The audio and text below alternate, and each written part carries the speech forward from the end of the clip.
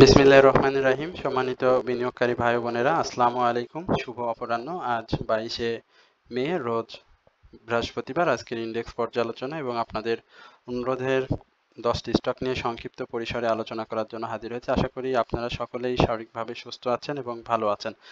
আমি সবাইকে বিনীতভাবে অনুরোধ করব, অবশ্যই আজকের এই আলোচনাটি আপনারা শুরু থেকে শেষ পর্যন্ত শুনবেন। একই সঙ্গে আপনাদের যদি কোনো অনুরোধের স্টক থাকে সেটি অবশ্যই কমেন্টসের মাধ্যমে লিখে আমাকে জানাবেন। আপনাদের কমেন্টসের যে অনুরোধ, সেই স্টক সেগুলো নিয়ে আমি আপনাদের সাথে আলোচনা করব। এছাড়াও যারা প্রতিনিয়ত আমাকে শোনেন তাদেরকেও বিনীতভাবে অনুরোধ করব, আপনাদের যদি কোনো অনুরোধের স্টক থাকে সেটি অবশ্যই আপনারা কমেন্টসে লিখে জানাবেন। আমি অবশ্যই আপনাদের অনুরোধের স্টক নিয়ে কথা বলবো। আজকে মার্কেটের যে ওপেনটি হয়েছিল গত দিনের ন্যায় আজকেও 4101 পয়েন্ট মার্কেট গ্রিন ক্যান্ডেল দিয়ে ওপেন করে এবং মার্কেটের আজকে সার্বিক চিত্র যদি আপনাদেরকে বলি, মার্কেট গত দিনের যে আলোচনাটি ছিল সেখানে আমি কিন্তু বলেছিলাম যে মার্কেট সারাটা দিন পজিটিভ মুভমেন্টে থাকলেও মার্কেটের গত দিনের যে ক্যান্ডেলটি ছিল সেই ক্যান্ডেলে কিন্তু আমরা দেখেছিলাম একটি দুর্বল এবং উপরে অনেক শ্যাডো ছিল।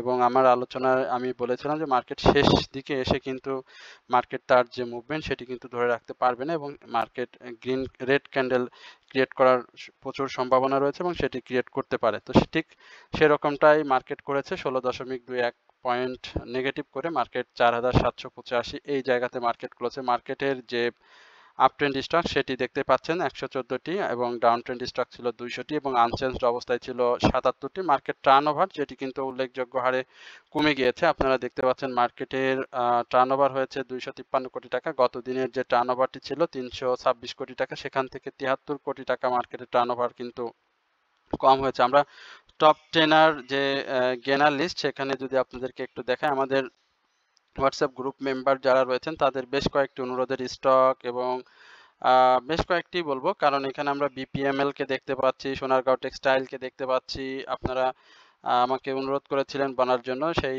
স্টকগুলো কিন্তু আজকে দুটো হল্ট হয়েছে। একই সঙ্গে এইচআর টেক্সট, এটি কন্টিনিউ আপনাদের সাথে আলোচনা করেছে, এটিও কিন্তু ভালো প্রাইস অ্যাকশন করছে। এস আলম কোল্ড স্টোরেজ, এটি কিন্তু প্রাইস অ্যাকশনে ফিরে এসেছে, ভলিউম করেছে। তো এই হচ্ছে মূলত আমাদের যে আলোচনার স্টক ছিল সেই স্টকগুলোর পারফর্ম।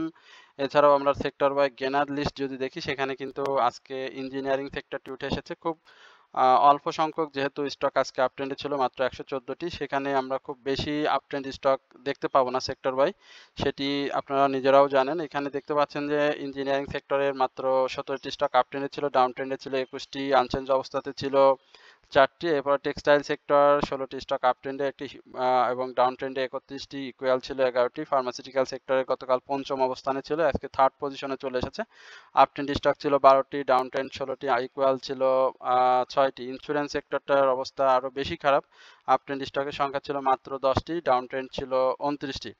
আসলে আজকের আমরা শেয়ার বাজারে যদি একটু আপনাদেরকে বিগত 9 মাসের অর্থাৎ সরকার পরবর্তী সময়, আগস্ট পরবর্তী সময়ে যদি আমরা একটু আপনাদের শেয়ার বাজারের একটু সার্বিক চিত্র আপনাদের সামনে তুলে ধরি, তাহলে আপনারা একটু হলেও বুঝতে পারবেন। আপনারা জানেন যে এই 9 মাসে আমাদের শেয়ার বাজার থেকে যে বিও অ্যাকাউন্ট রয়েছে সেখান থেকে প্রায় 30,000 বিও অ্যাকাউন্ট কিন্তু বন্ধ হয়েছে এবং একই সঙ্গে আমাদের যে নিষ্ক্রিয় বিনিয়োগকারী বিও অ্যাকাউন্ট রয়েছে, বাট যে নিষ্ক্রিয় বিনিয়োগকারী সেটি কিন্তু হিউজ পরিমাণে বৃদ্ধি পেয়েছে 57,000 এবং তালিকাভুক্ত যে সমস্ত কোম্পানিগুলো রয়েছে সেই সমস্ত তালিকাভুক্ত কোম্পানির প্রত্যেকটি কোম্পানির কিন্তু এই 9 মাসে 91% পর্যন্ত তারা যে প্রাইস কারেকশন সেই কারেকশনটি করেছে। এবং আমরা দেখেছি যে মার্কেটের যে লেনদেন এবং সূচকের কথা যদি বলতে হয় তাহলে 876 পয়েন্ট কিন্তু আমরা ডিএসসির যে সূচক সেটি কমতে দেখেছি। একই সঙ্গে আমাদের যে লেনদেন সেটিও কিন্তু 300-র ঘরে চলে এসেছে।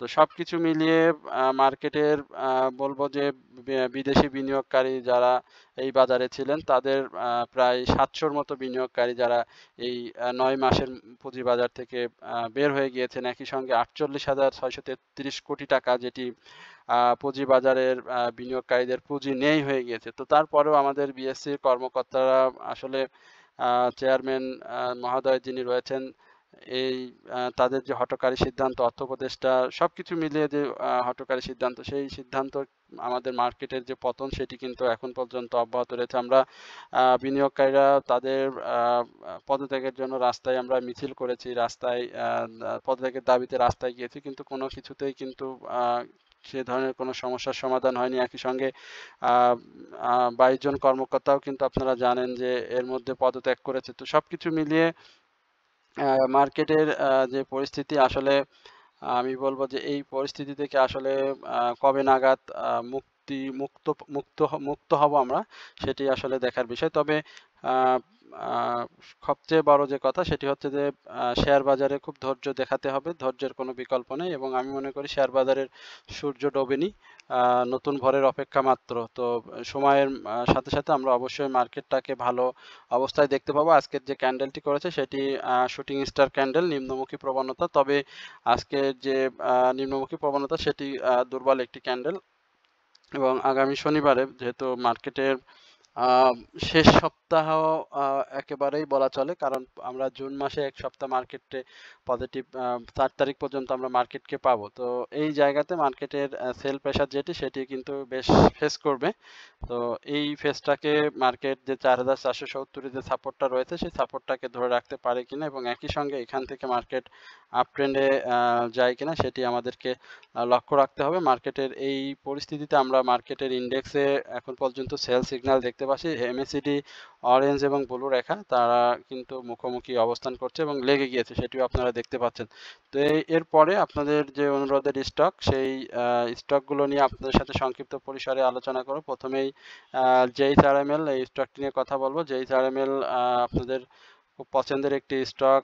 আমার গ্রুপ মেম্বাররাও আমাকে এই স্টক সম্পর্কে বারবারই আজকে নক করেছিলেন জানার জন্য, সেটি আপনাদের সাথে শেয়ার করছি। JHRML জেএমআই হসপিটাল, যেটি আমরা জানি আজকে 80 পয়সা প্রাইস অ্যাকশন করছে, গত দিনেও 50 পয়সা, এবং 20 মে 30 পয়সা, অর্থাৎ ছোট ছোট মুভমেন্ট দিয়ে অগ্রসর হচ্ছে, যার কারণে আপনারা এই স্টকটি হয়তো নজরে রেখেছেন। এখানে স্টকটি সম্পর্কে আমি যদি বলি তাহলে অবশ্যই 48 টাকা 60 পয়সার উপর একটা ক্লোজ দিতে হবে, এবং সেখানে যদি স্টকটি ক্লোজ দিতে পারে তাহলে 51 থেকে 52 টাকা এই জায়গায় আমরা স্টকটিকে দেখব। এখন পর্যন্ত স্টকটিতে সেল সিগন্যাল রয়েছে।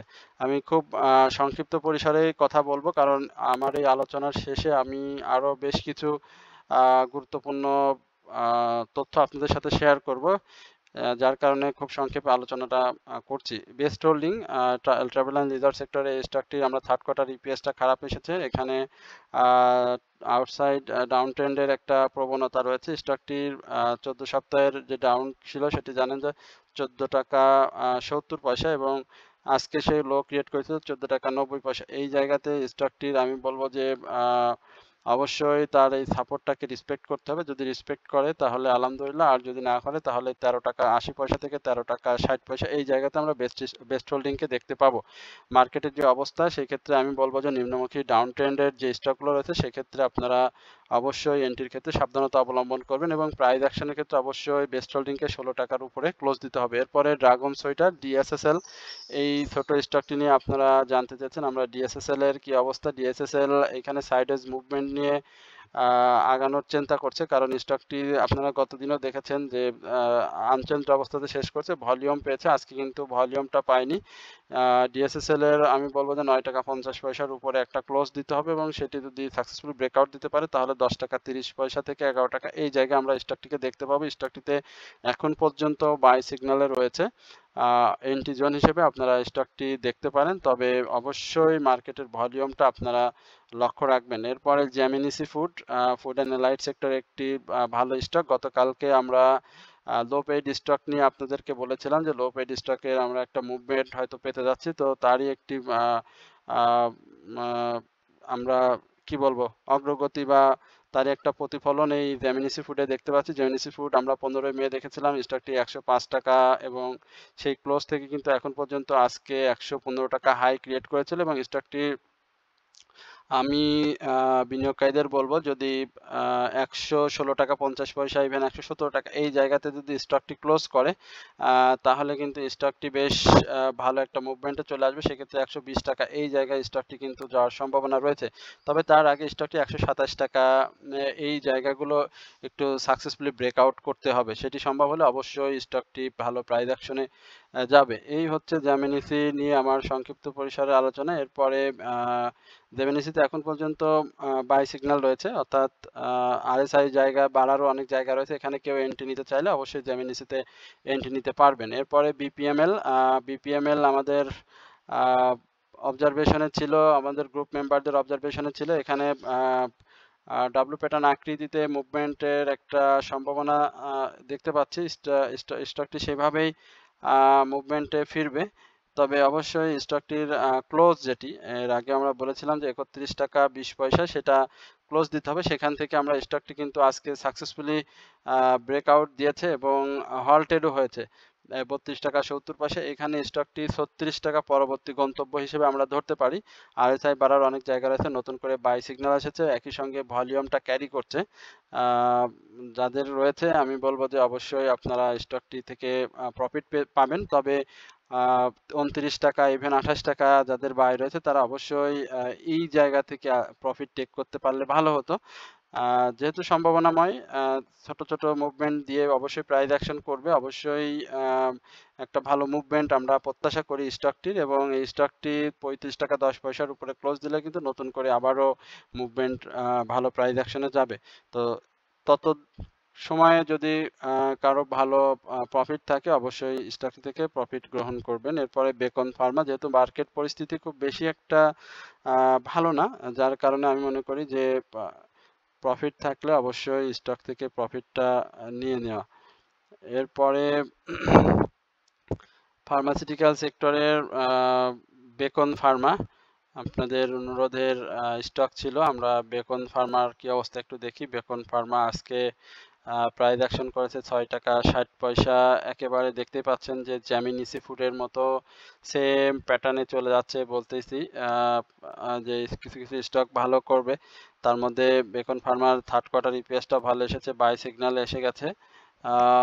যাদের কাছে রয়েছে অবশ্যই ভালো প্রফিট পাবেন। স্টকটি 116 টাকা 40 পয়সা থেকে 117 টাকা এই জায়গাটা দেখতে হবে যে শেয়ারটি ক্লোজ দিতে পারে কিনা। যদি ক্লোজ দেয় তাহলে 130 টাকা এই জায়গাতে আমরা 25 এবং 130 এই জায়গাতে আমরা স্টকটি পেয়ে যাব। আরএসআই বাড়ার জায়গা রয়েছে যথেষ্ট, সুতরাং স্টকটি অবশ্যই সম্ভাবনাময়, বাট ভলিউমটা ক্যারি করতে হবে। গত দিনের তুলনায় ভলিউমটা কিন্তু বৃদ্ধি পেয়েছে। যাদের কাছে রয়েছে অবশ্যই স্টকটি মনে করি ভালো করবে। এরপরে কেয়া কসমেটিক দেখেন, আমরা বাঙালি কিভাবে আবারও কেয়া কসমেটিক্সে আজকে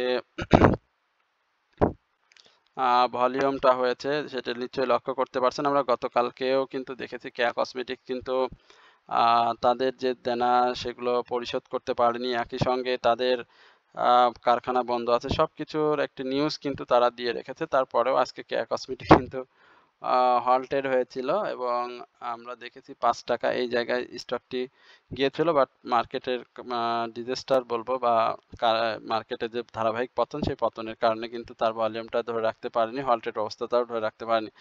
এই জায়গাতে আগামী দিনে আবার কারেকশন জোন তৈরি হবে এবং 4 টাকা 60 পয়সা এই জায়গাতে স্টকটি আবারও ক্লোজ দিবে এবং এখন পর্যন্ত শেয়ারটিতে আমরা সেল সিগন্যাল দেখতে পাচ্ছি। এরপরে বহুল আলোচিত একটি শেয়ার, যেটি না বললে হয়তো আমাকে সবাই অ্যাভয়েড করে চলার চেষ্টা করবে, সেটি হচ্ছে বীজ হ্যাচারি। বীজ হ্যাচারি আমার কথা নাকি মেনে চলতেছে। আমি বীজ হ্যাচারির তো কোনো গেমলিং পার্টি না রে ভাই। বীজ হ্যাচারি আমার কথা শোনার কারণ তো না, এটা মূলত টেকনিক্যাল যে কথা সেটি আপনাদের সাথে শেয়ার করি। এখানে স্টকটি আবারও ডাউন ট্রেন্ডে এসেছে। 45 টাকা বলেছিলাম, সুন্দরভাবে 45 টাকা 40 পয়সা এসেছে, লো রয়েছে 43 টাকা 30 পয়সা। এই সাপোর্টটাকে যদি স্টক ভেঙে ফেলে তাহলে 42 টাকা 30 পয়সা এই জায়গাতে যাবে। তো মার্কেটে যেহেতু প্রফিট টেকিং জোন চলতেছে, ঈদের সামনে প্রফিট টেকিং জোন বলবো, স্টপ লস জোন চলছে, সেল প্রেসার জোন চলছে মার্কেটকে খারাপ অবস্থায় রাখার জন্য। তো এই জায়গাতে এই 43 টাকা ইভেন 42 টাকা এই জায়গাতে স্টকটির ভালো সাপোর্ট, শক্ত সাপোর্ট, 52 সপ্তাহের ইয়ারলি সাপোর্টই বলি। এই সাপোর্টটাকে যদি ভেঙে ফেলে তাহলে কিন্তু মার্কেট খারাপ, এই 20,000 আরো খারাপ হয়ে যাবে। আর যদি ভালো ধরে রাখতে পারে তাহলে আশা করি স্টকটি ভালো হবে। স্টকটির পাবলিক হোল্ডিং 1,88,00,000, ভলিউমটা কিন্তু এখন পর্যন্ত ধরে রেখেছে। এটাই মূলত এই স্টকটির স্বস্তির জায়গা, এবং এমএসিডি বার, মুভিং অ্যাভারেজ বা হিস্টোগ্রামের বার যেটি বলি, সেখানে স্টকটি বাই সিগন্যাল রয়েছে। এরপরে বিডি থাই, এই স্টকটি নিয়ে আপনারা একটু জানতে চাচ্ছেন, আমরা বিডি থাইয়ের কি অবস্থা সেটা আপনাদের সাথে একটু শেয়ার করছি। বিডি থাই ডাউন ট্রেন্ডে রয়েছে, স্বাভাবিকভাবে ভলিউমটা একেবারেই নেই। ইঞ্জিনিয়ারিং সেক্টরের এই বিডি থাই অ্যালুমিনিয়াম আমরা দেখেছিলাম গত 2-1 মাস আগেই বলবো যে 17 টাকা 20 পয়সা হাই করেছে, সেখান থেকে একেবারে হিউজ ডাউন ট্রেন্ড। এখানে ক্লোজ আমরা সাপোর্ট জোন যদি বলি 11 টাকা, এই জায়গাটা স্টকটির জন্য খুব ইম্পর্টেন্ট জোন। তো এই জায়গাটা যদি সে ভেঙে ফেলে তাহলে কিন্তু আরো লো ক্রিয়েট করবে, এবং সেক্ষেত্রে তার যে ইয়ারলি লো আছে সেই দিকে যাবে। তবে সেক্টর বাই আমরা যেহেতু দেখতে পাচ্ছি যে ইঞ্জিনিয়ারিং সেক্টর মুভমেন্টে আছে, তো আশা করি ভলিউম এবং ইন্ডেক্সে পজিটিভ রুল যদি প্লে করে তাহলে অবশ্যই স্টকটি ভালো করবে। এরপরে ইন্স্যুরেন্স সেক্টরের আমরা দেখতে পাচ্ছি যে বেশ কিছু স্টক আপনারা ইন্স্যুরেন্স সেক্টরে অনেকগুলো অনুরোধ রয়েছে এখানে। যেহেতু আগামী দিন বন্ধে থাকবে, আমি সবাইকে বলবো যে আমি আগামী দিনে আপনাদের ইন্স্যুরেন্স সেক্টরের যে অনুরোধ রয়েছে সেগুলো নিয়ে বেশি আলোচনা করব। তারপরেও গ্লোবাল ইন্স্যুরেন্সটা একটু জানতে চাচ্ছেন, আমরা একটু গ্লোবাল ইন্স্যুরেন্সটা কি অবস্থাতে রয়েছে সেটা জেনে আপনাদের আলোচনাটা আজকে ছোট করে দেব। গ্লোবাল ইন্স্যুরেন্স আজকে প্রাইস অ্যাকশন হচ্ছে 1 টাকা 10 পয়সা, ভলিউম পেয়েছে, আরএসআই বাড়ার অনেক জায়গা রয়েছে, বাট এখন পর্যন্ত আমি যেটি প্রত্যাশা করি যে 31 টাকা 60 পয়সার উপরে এটা ক্লোজ দিতে হবে, এবং সেটা ভলিউম সহ ব্রেক ক্লোজ করতে পারলে অবশ্যই স্টকটি ভালো করবে। যেহেতু আজকে বায়ার এসেছে স্টকটিতে, ইন্স্যুরেন্স সেক্টরের মুভমেন্ট পেয়ে গেলে স্টকটি অবশ্যই ভালো করবে। যাদের কাছে রয়েছে অবশ্যই হোল্ড করতে পারেন। মার্কেট পজিটিভ রোল প্লে করলে স্টকগুলো, ইন্স্যুরেন্স সেক্টরের প্রতিটি স্টকই ভালো হবে। তো সকলেই ভালো থাকবেন, সুস্থ থাকবেন, এই প্রত্যাশায় আজকের আলোচনা এখানেই শেষ করছি। আসসালামু আলাইকুম ওয়া রাহমাতুল্লাহি ওয়া বারাকাতুহু।